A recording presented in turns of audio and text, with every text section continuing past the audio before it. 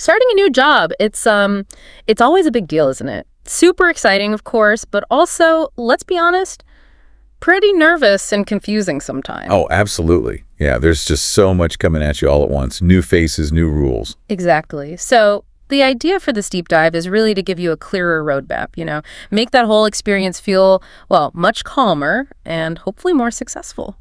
That's the plan. We're focusing on the practical stuff, the preparation, and maybe some of those key professional survival skills. Good. We'll take it chronologically, right from getting that offer through the first few months. Kind of a step-by-step. Okay, perfect. So let's start before day one even happens. You've accepted the offer, signed on the dotted line.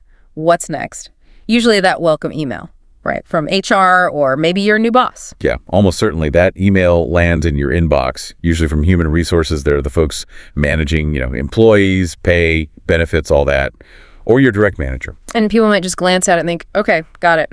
Big mistake. Huge mistake, potentially. Thinking it's just a welcome aboard message. No. That email is, it's your guide. It's your first test of paying attention, really. Ah, okay. What details are critical in there? You've got to read it carefully. It confirms the exact start date, naturally, but also the precise arrival time. Yeah. Like 9:00 a.m. sharp, not around 9. Okay. And crucially, the office address, but also the arrival instructions. Things like ask for Jane Doe in HR at the front desk. Right. Knowing exactly who to ask for, that avoids that awkward shuffle in the lobby. Exactly. That whole I'm new situation. Knowing the name gives you purpose, makes it smoother.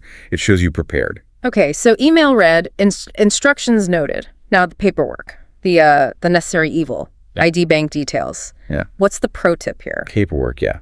Those official forms. Look, you'll almost always need identification, proof of who you are, like a passport or a driver's license. And sometimes more than one, right? Especially, I think, in the U.S. context. Often, yeah. Yeah. They might specify 2 different forms of ID, so check that email requirement carefully. And payment details. You absolutely need your bank account number for direct deposit. That's how most places pay you electronically these days. So the actionable advice is? Don't scramble for this stuff on the first morning when you're already stressed. Best practice, gather everything IDs, bank info a day or 2 before, put it all in one folder or envelope. Simple, but smart.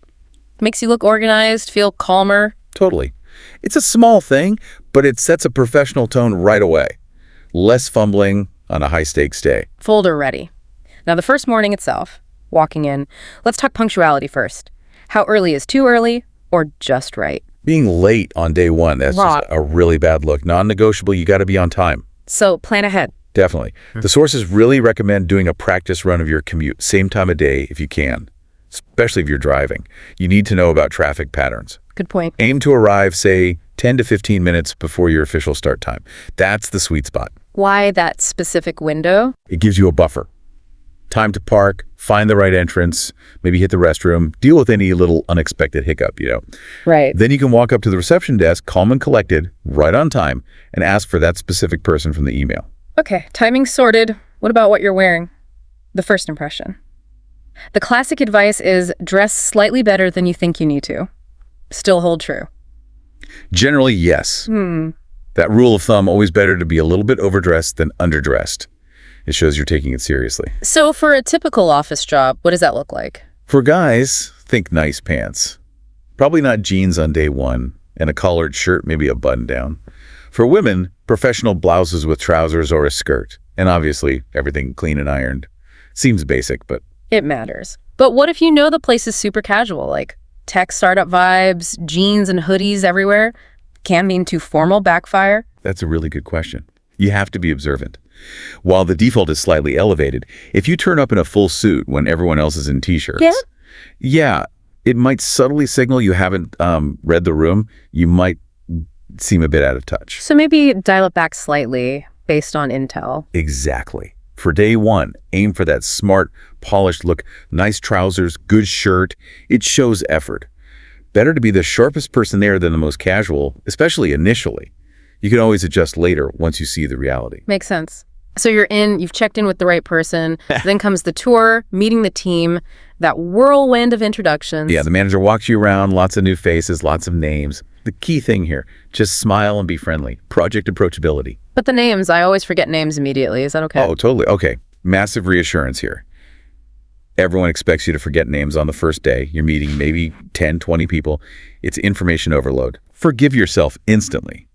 The important part is the positive interaction. Eye contact, a nod, nice to meet you. You can always politely ask someone's name again later. Good to know. Better than avoiding someone for weeks because you blank on their name. Way better. Just a quick, sorry, I met so many people yesterday. Could you remind me of your name? People understand. Okay, that's a relief. That takes us into the first week. You've survived day one. Now it's about onboarding, right? The formal process. Exactly. Onboarding. That's the company's structured way of getting you up to speed. Your main job in this first week isn't really about, hitting massive targets. It's about learning.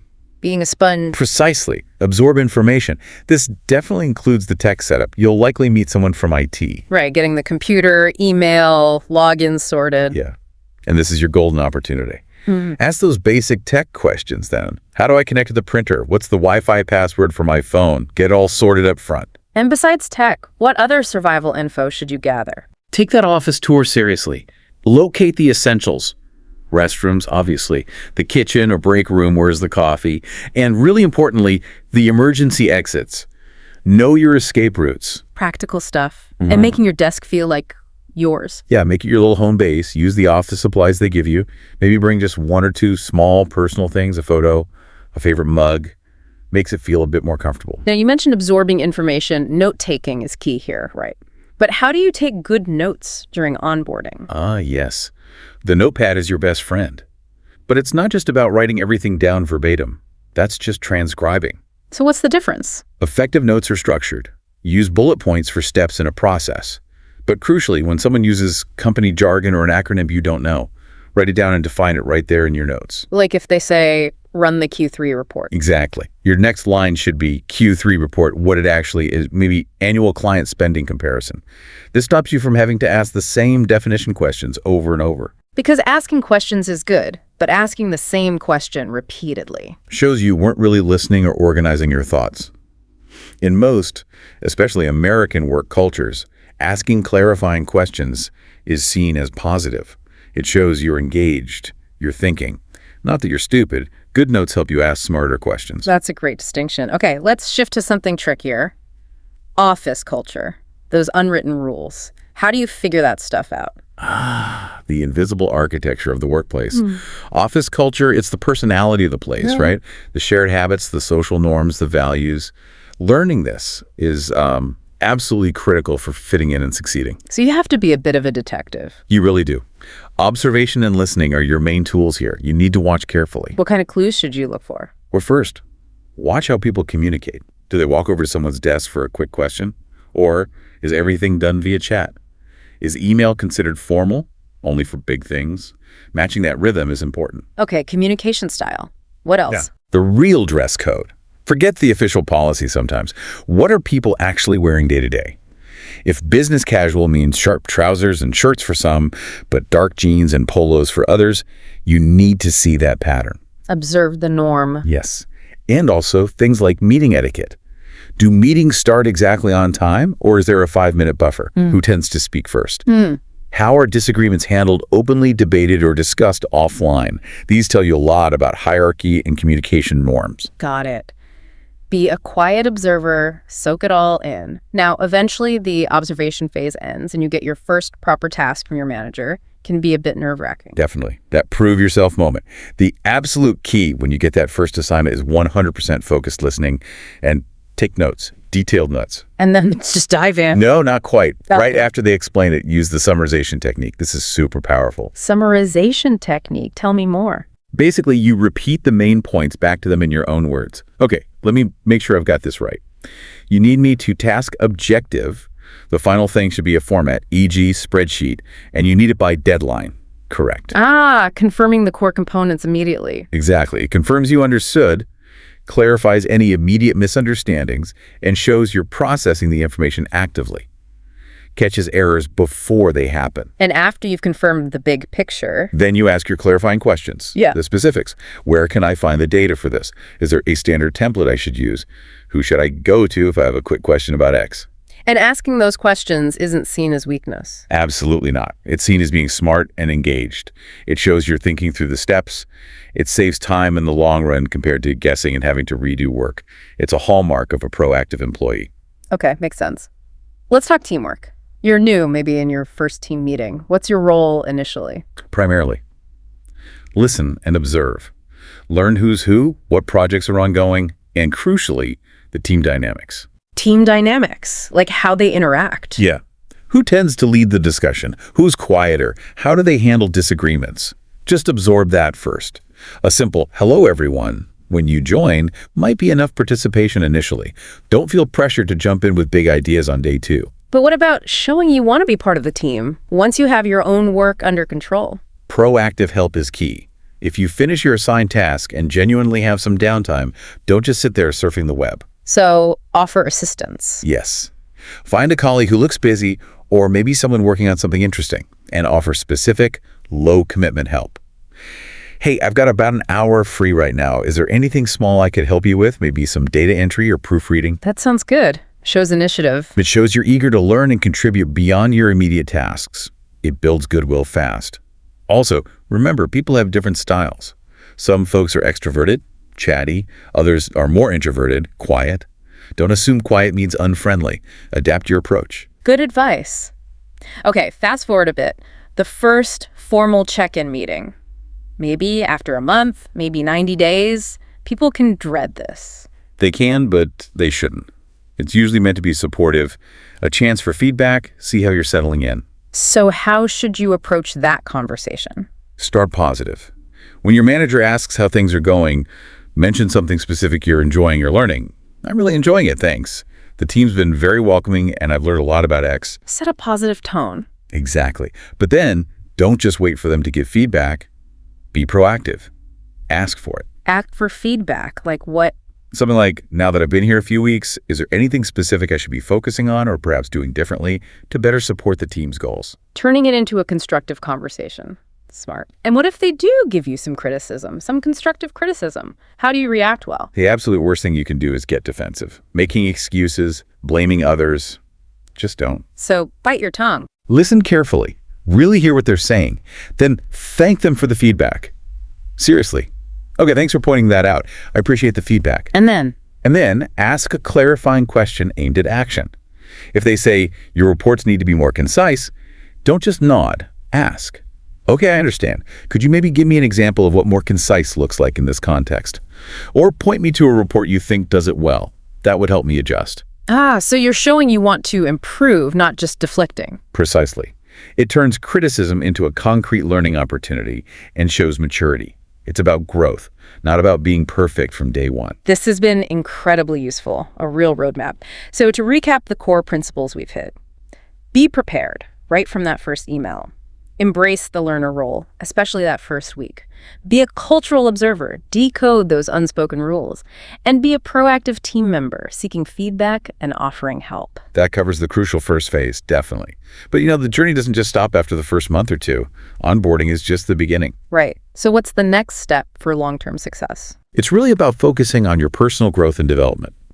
Taking real ownership of your own career path within the company. Okay. So once you feel you've got the basics of your current role down, start thinking bigger. Be ambitious. Don't just wait for your annual review. Interesting. So here's maybe the final provocative thought for you listening.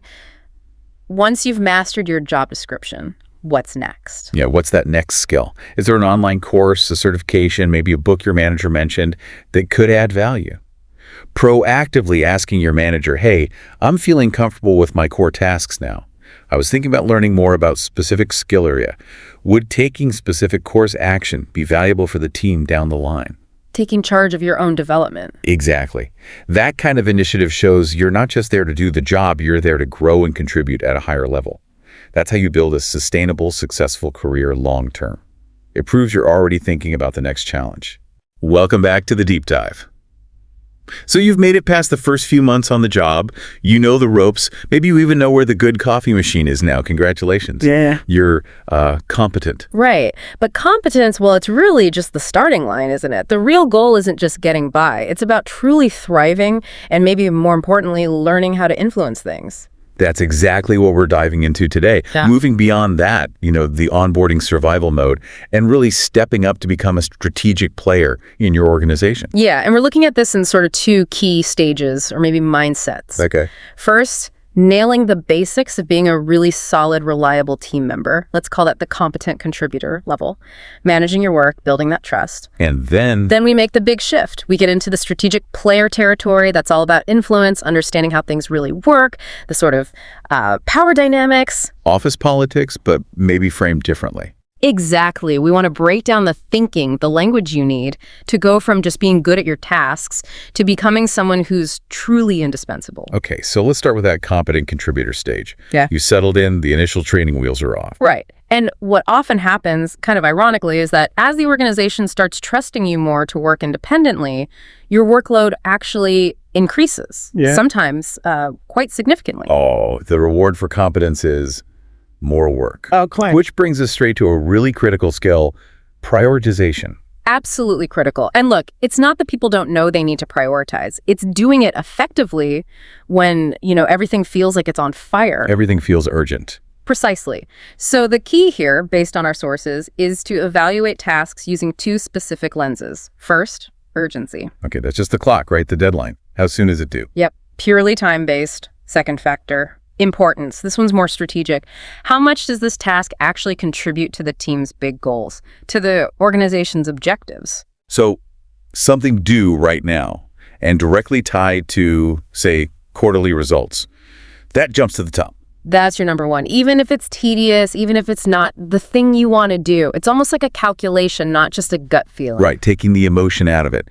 And this objective approach is crucial for when inevitably you hit that point where you genuinely have too much on your plate. Yes. When the list of high urgency, high importance tasks is just mathematically impossible for one person in the given time. And this is where people often freeze, I think. They worry they'll look like they can't handle it if they speak up. Or they just grind themselves down, working crazy hours, hoping to catch up, which, rarely ends well.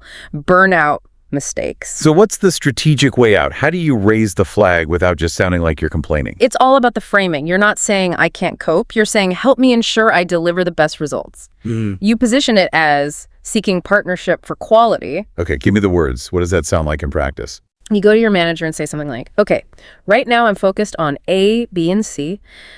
They're all pretty critical for the Q3 goals, and honestly, doing all three perfectly this week feels like a stretch. Okay, laying out the facts. To make sure I'm giving the right things the focus they need to meet our quality standards, could we maybe chat for 5 minutes? Yeah. Just to help me confirm which one absolutely needs the most attention right now. I see. You're making it about the outcome, about quality, not just about your personal workload.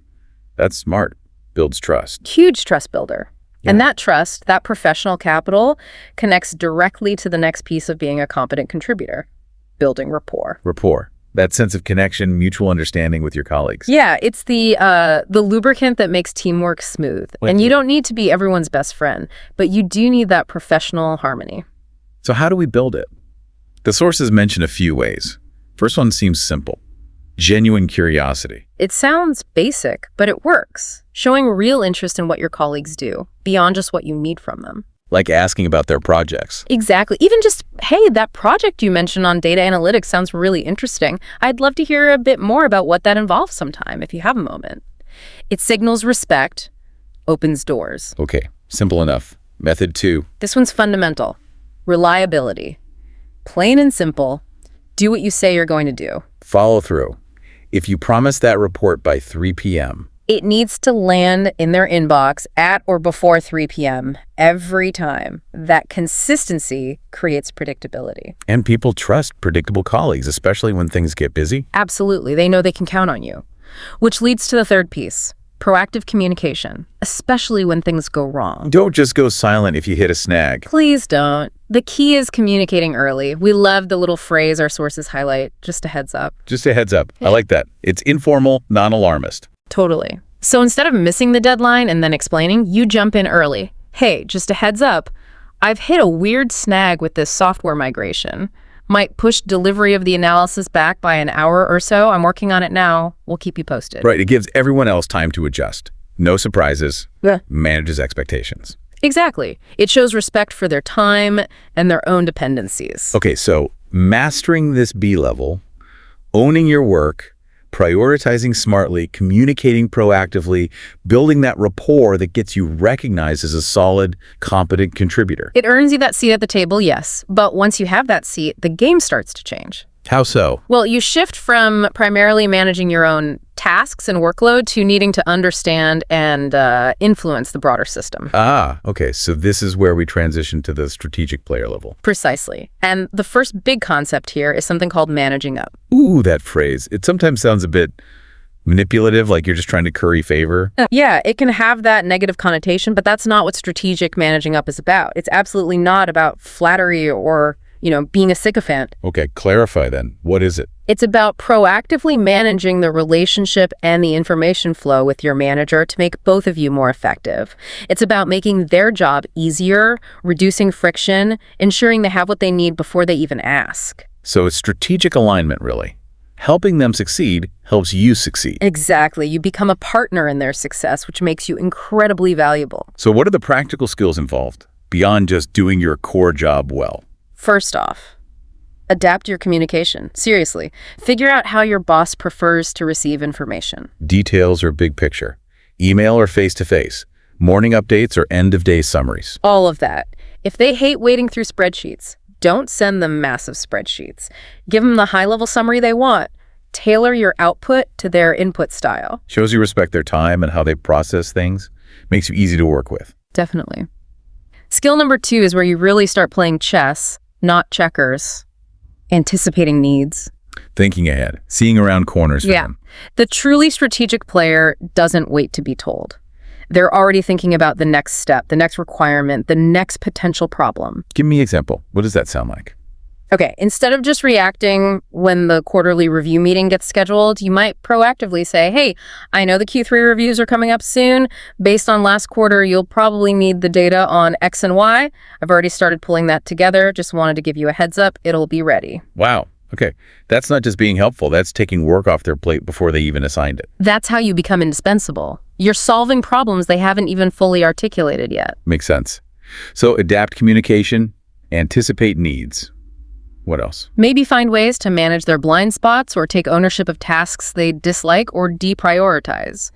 If your boss hates dealing with budget tracking and you're good at it, volunteering to take that on consistently embeds you deeper. Right. You become the go-to person for that crucial function. Okay. This managing up feels much more strategic now. Less about politics, more about partnership. Well, let's talk about office politics, because ignoring it is like trying to navigate a city without a map. You might get somewhere, but probably not where you intended and definitely not efficiently. Exactly. We need to reframe office politics. It's not inherently dirty or negative. It's simply the reality of how power, influence, and decisions actually flow in any group of humans, especially in an organization.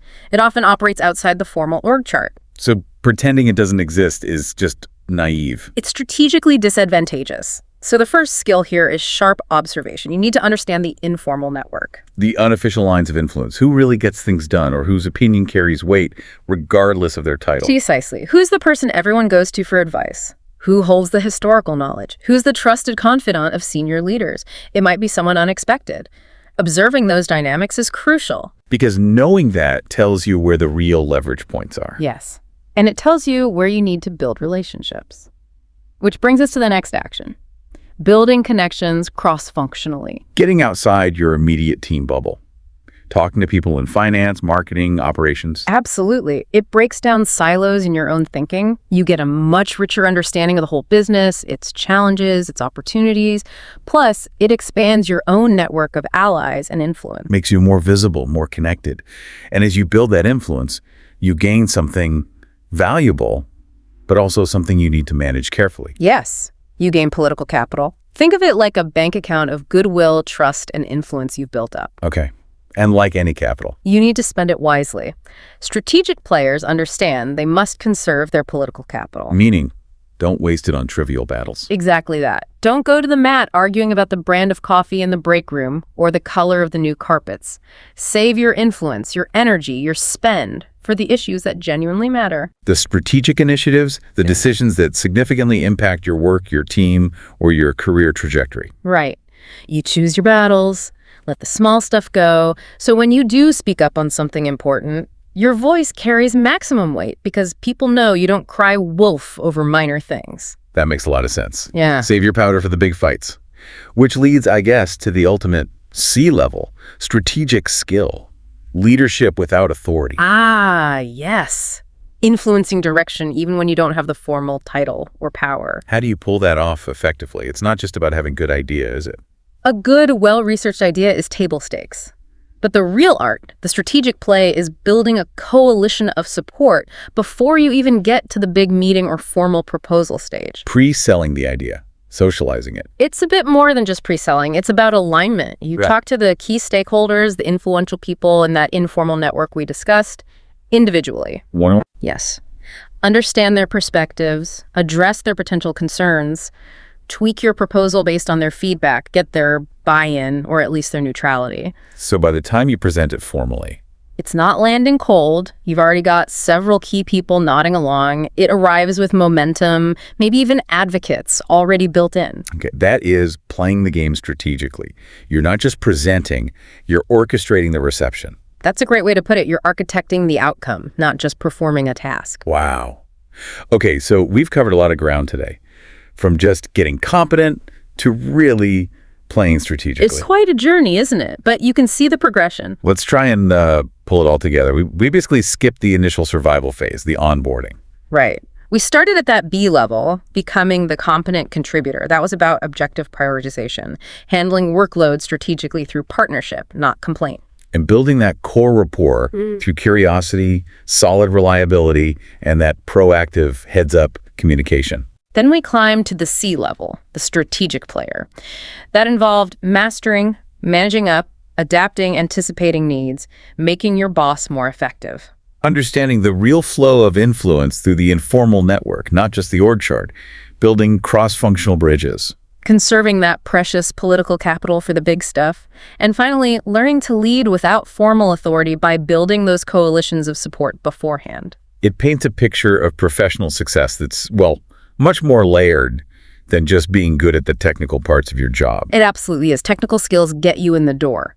But understanding these human and organizational dynamics, that's what allows you to truly shape your path and make a significant impact. You move from just doing the job to actually driving results and influencing direction. You become an architect of your success, not just a cog in the machine. So, a final thought for our listeners. You know, the tools we use, the industries we're in, they change constantly.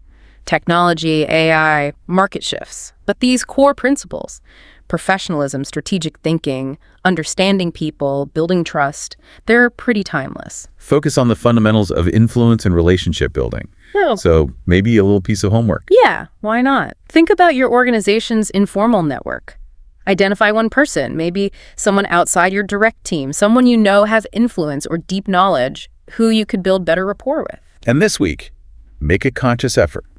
Ask about their work, offer help, find some common ground, start building that bridge. Go start architecting. Excellent advice. Thanks for taking this deep dive with us today. My pleasure. We'll catch you next time. Welcome to the deep dive. We got some fascinating source material from you, really looking at these huge shifts happening in the professional world. It's all about, well, how do you not just survive a career hiccup these days, but maybe even use it to grow? That's exactly the tension, isn't it? I mean, the career paths that worked for, say, our parents or grandparents. Find a niche, go deep, stay put. Right, the 40-year plan. Yeah, that's pretty much obsolete now. That whole model was built for stability, and let's face it, we're living in a seriously volatile time. So our mission here is to really unpack 3 key ideas from these sources for future-proofing your career. We're talking about navigating what's coming next, basically without a map. Okay, so we've got 3 main concepts we're going to thread through this conversation. First up, the skills shift, this idea of the T-shaped employee. Then number 2, a fundamental change in where and when we work, asynchronous work.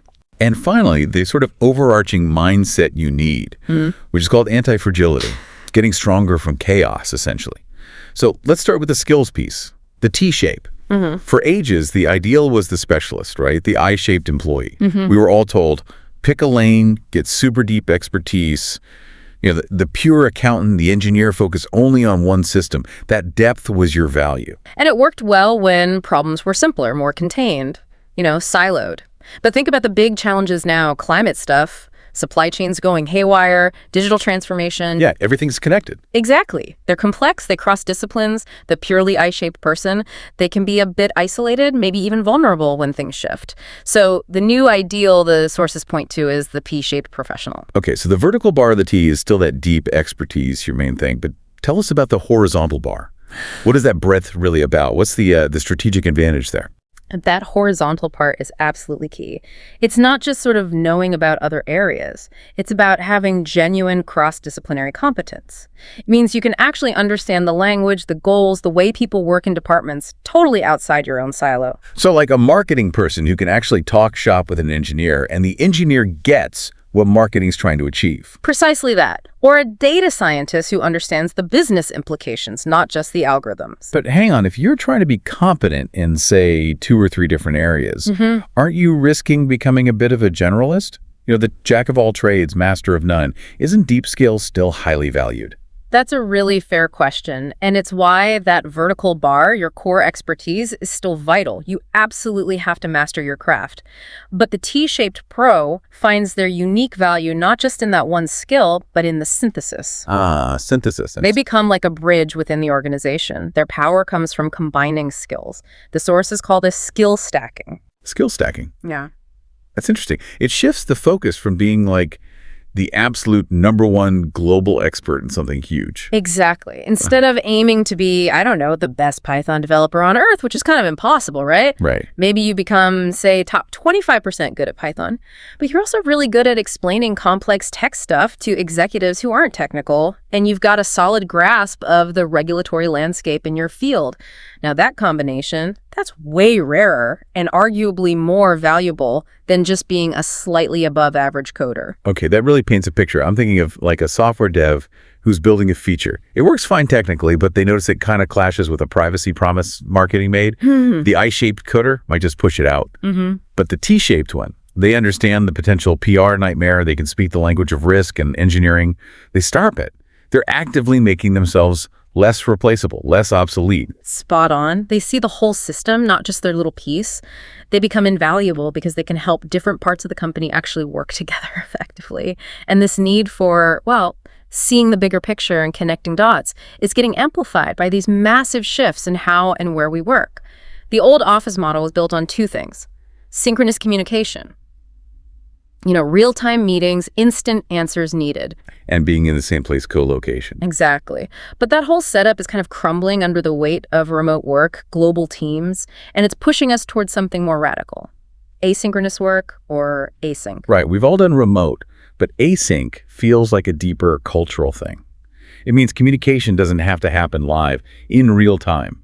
Someone sends a detailed message or document, and the other person picks it up and responds later on their own schedule. Yeah, it de-emphasizes the constant meetings, the endless instant messages. The culture shifts away from that expectation of an immediate reply. And the main benefit people talk about is getting focus back. Think about the typical office, physical or virtual. It's just constant pings, right? Notifications, people dropping by, quick sync requests. Yeah, death by 1,000 paper cuts for concentration. It totally destroys those long stretches you need for deep work, for really thinking hard about complex problems. Async cultures are designed almost explicitly to protect that focus time. The idea is to prioritize thoughtful, well-crafted communication over just reacting instantly. Okay, from a pure productivity angle, that makes a ton of sense. But here's my worry. If everyone's off doing their own thing on their own time, doesn't that risk, huge delays? Does team spirit just evaporate? Yeah. And what happens when there's a genuine crisis that needs an immediate response? That's definitely the management challenge. You can't rely on seeing people looking busy or doing quick hallway chats anymore. You have to shift away from what some call the performance of productivity. Yes, looking busy. We've all been there. And move towards high trust, output-oriented management. You trust your team. You focus on the results they deliver, not whether they answered a Slack message in 30 seconds. Yeah. And if there's a genuine fire, you absolutely still jump on a call synchronously.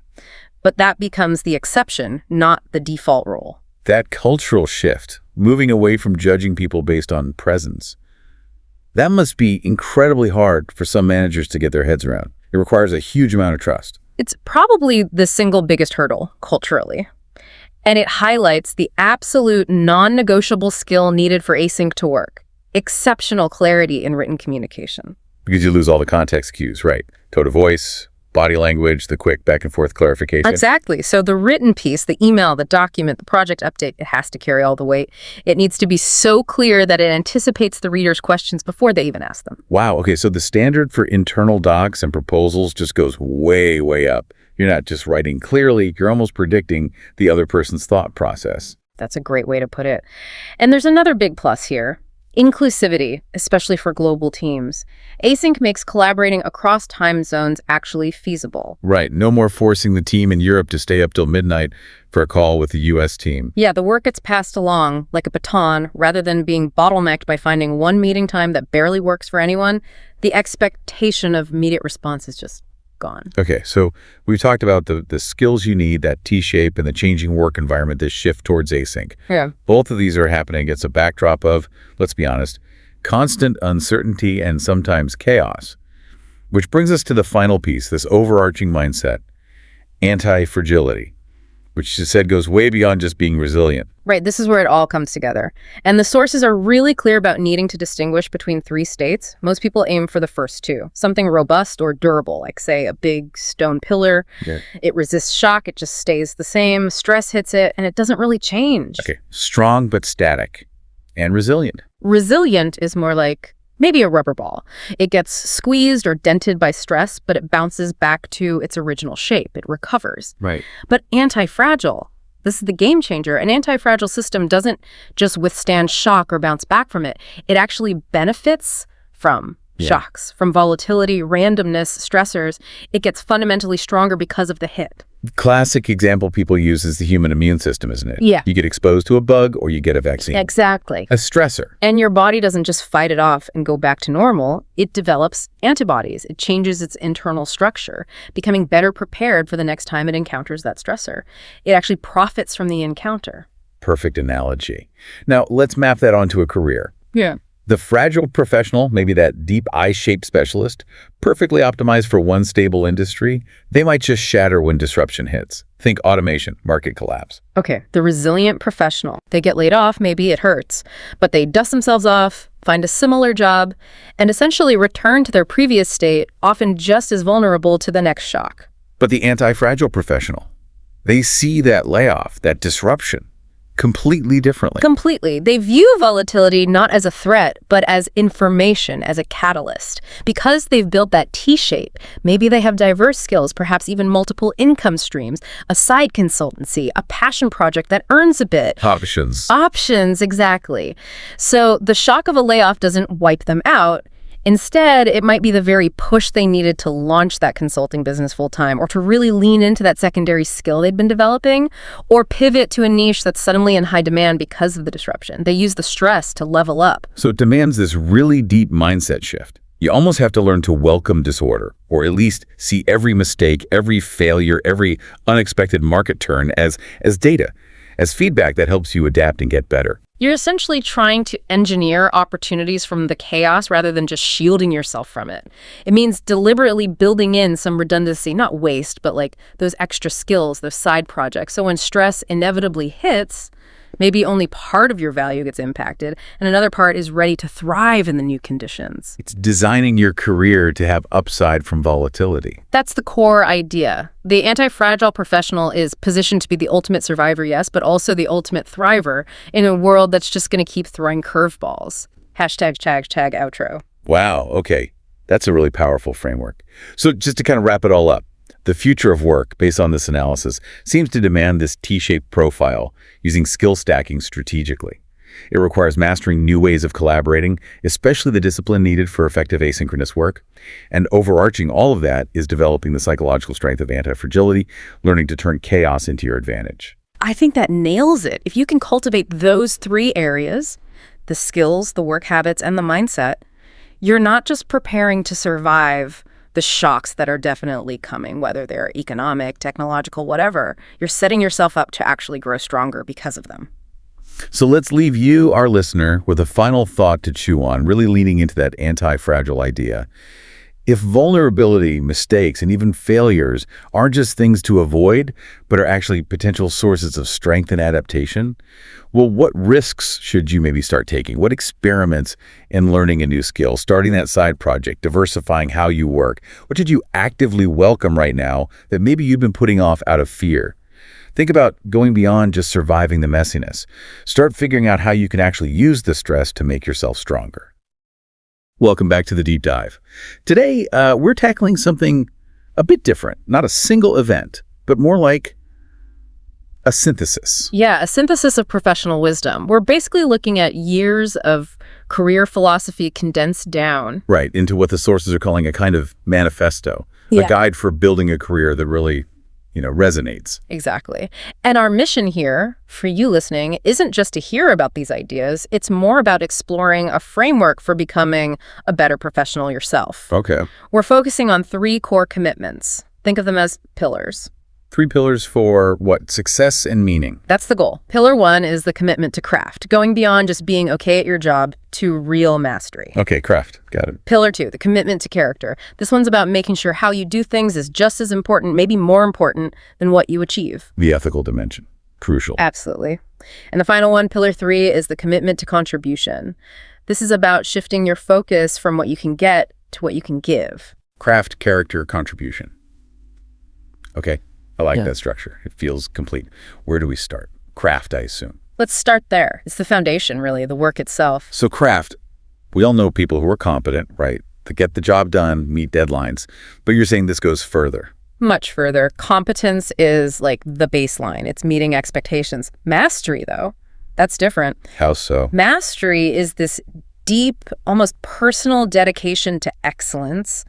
It's less about fulfilling requirements and more like an artisan's mindset. An artisan, constantly honing their skill. Precisely. Someone who believes their learning never stops. You're not just doing the task, you're always looking to improve how you do it. Yeah, this sounds like that Japanese idea, Kaizen. Yeah. Continuous improvement. Exactly. Kaizen is central here. It transforms your daily work. It stops being just tasks and becomes, well, a kind of laboratory. Laboratory for learning. I like that. Yeah. Every project is a chance to refine something. Every mistake isn't a failure, it's data.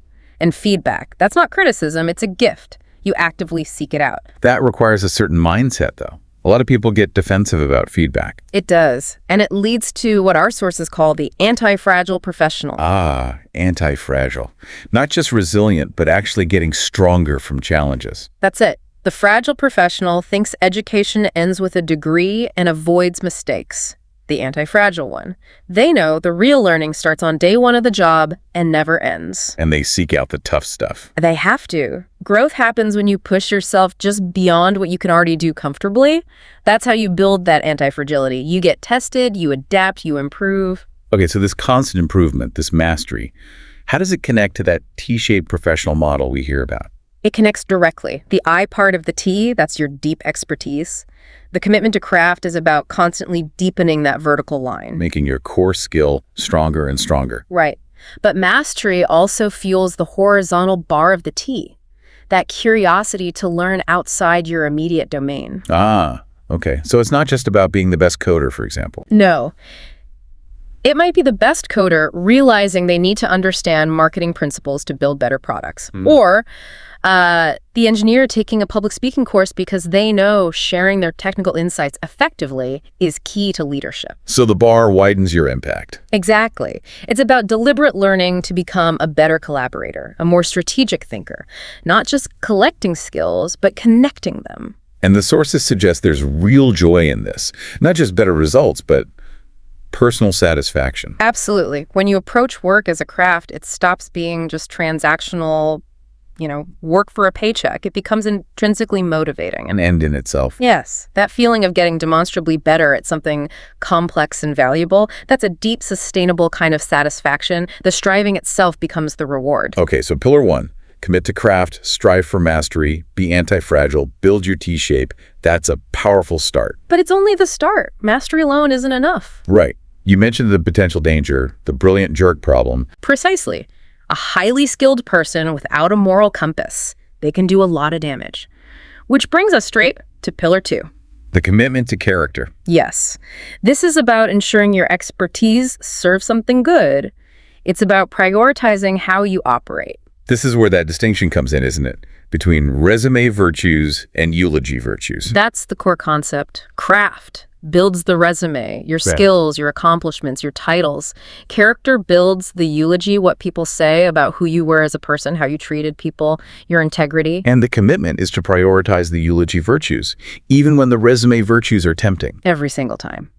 Prioritizing integrity over ambition. Easy to say, hard to do, especially under pressure. Let's make that concrete. What does character look like day to day in an office? Okay, well, simple things. Giving credit where it's due, especially when you could easily take it yourself. Yeah, that's a big one. Speaking up honestly, even when it's awkward. That idea of radical candor. Okay, but radical candor. Can't that just be an excuse for being harsh? How do you do that with character? That's a really important point. True radical candor isn't bluntness for its own sake. It's rooted in caring personally about the other person. So you speak up because you care, not just to criticize. Exactly. You challenge directly, but you show you care personally. It's about being helpful, not hurtful. It's uncomfortable for you, too, often. That reframes it completely. What else? Owning your mistakes. Immediately. Visibly. Not blaming others or, burying it. Taking responsibility. These seem like small things, but they build up. They build trust. And trust ultimately is the highest professional currency. Say more about that. Skills get you the job. Skills get you in the door, absolutely. But character is what keeps you in the room. Character is what makes people trust your judgment, follow your lead, especially when things get tough. It's the difference between a manipulator and a leader. Totally. Think about how people use information. The manipulator hoards it, spins it, uses it as a weapon for political gain. Yeah, we've all seen that. The professional of character uses information as a tool to build bridges, create clarity, get everyone aligned. They play the long game. And part of that long game is consistency in how you treat people. Every single person. The source material is really clear on this, from the CEO down to the intern, the client to the cleaning staff. Same level of respect. Always. Because your character is revealed in those interactions where you think nobody's watching or where the person seemingly can't help you. That's exactly where it's forged, in those thousands of tiny everyday choices. Character is the inner game. The only real judge is the person in the mirror. Right. Okay, so we have craft building mastery and character ensuring integrity. We've built a powerful ethical engine. What's next? Now we point it outward. That's pillar 3, the commitment to contribution. Moving beyond self-improvement and self-integrity. Yes. Those first two could still be quite self-focused, right? Building your skills, protecting your integrity, contribution connects all that effort to a wider purpose. This is that mindset shift you mentioned earlier, from what can I get to what can I give? How can my work, my skills, my character actually serve others, create value beyond just my own career? reframing work as service. Exactly. And that doesn't mean you have to work for a charity. It applies everywhere. Give me an example. An accountant. Okay, an accountant who creates clear, reliable financial reports. They aren't just crunching numbers, they're providing the clarity and order that allows a business to thrive, to employ people, to plan for the future. That's service. Or a software developer. They're not just writing code, they're solving a problem for someone, maybe making a task easier or connecting people. The barista isn't just pouring coffee, they might be creating a moment of pleasure or connection in someone's day. So it's about finding the human impact in what you do, even if it seems routine. Yes, and zooming out to the organizational level too, your focus shifts. It's not just your performance review anymore. It becomes about the team's success, the customer satisfaction, the organization's health. Right, you start thinking about how you can lift the whole enterprise. This is where that T-shaped professional idea really pays off. Using that broad, horizontal knowledge To connect to people, to bridge silos, to be that social glue that helps the whole team win. You become valuable because you make others more successful. and this focus on contribution. It has personal benefits too, right? Especially around things like burnout. Huge benefits. Burnout and cynicism often come from feeling like your efforts don't matter, that it's all pointless. The daily grind gets to you. But if you genuinely believe your work contributes to something larger, something positive, Well, it puts the frustrations in perspective. Knowing your effort has meaning makes the tough days easier to handle. Much easier. It's a powerful antidote. It provides context and purpose. So ultimately, contribution ensures your legacy isn't just what you built, but what you helped others build. Beautifully put. It's about leaving things better than you found them. Your team, your organization, maybe even your field. Wow. Okay. Craft, character, and contribution. Taken together, it really is a complete manifesto, isn't it? Yeah. A roadmap for a career with real depth and impact. It provides the language, the structure, but it's not just theory. These are commitments that demand action day in, day out. It's about forging your own professional intent using this framework. So for everyone listening, the challenge is to take these ideas and make them real. Mm-hmm. And as we wrap up this deep dive, here's something to chew on. We talked about character being the hardest part, maybe because there's no official performance review for it. The accountability is purely internal. Yeah, that's the challenge. So the question to leave you with is this. What single, maybe unobserved choice will you consciously make this week to strengthen your character? To align who you are with the professional you aspire to be? That's a good one to reflect on. Definitely something to mull over. Until our next deep dive,